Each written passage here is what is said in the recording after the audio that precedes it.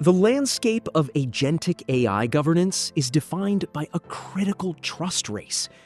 How do we stop our smartest systems from running completely dry?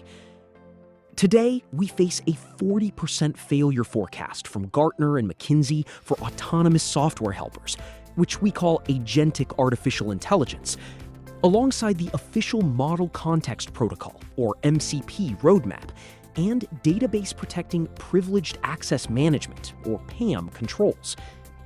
This video covers the high failure forecast for enterprise deployments, the new MCP 2026 roadmap, and essential controls for managing agentic write privileges to ensure your systems remain secure and operational.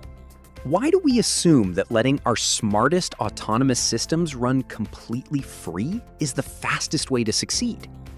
We are looking at a massive 40% project failure forecast from Gartner, driven by a critically low trust maturity score of just 2.3 out of 4, leaving less than 30% of enterprises with ready frameworks.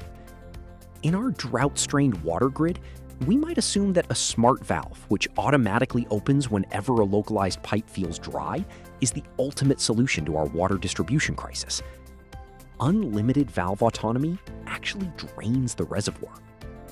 So that is why you must intentionally scope down action boundaries with human checkpoints, which brings us to how we standardize these boundaries at the protocol level. How do we prove a helper is who they say they are before they talk to our data? We are examining the official Model Context Protocol, or MCP roadmap, published on yesterday, August 22nd, by core maintainers David Soryapara and Den Dilimarsky, requiring cryptographic identity and web transfer rules, or hypertext transfer protocol, known as HTTP, transport. This is like issuing stamped metal master keys to every water valve, though physical valves do not use digital codes. Stamped master keys prevent unauthorized hands from turning the valves. So that is why you must align your plumbing infrastructure with these standards, which leads to how we govern when a valve is allowed to actually change the water flow.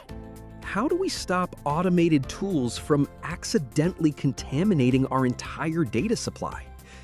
We are tackling database-altering power, which we call write privilege, requiring us to merge data oversight with privileged access management, or PAM, through short-lived access credentials and transaction rollbacks.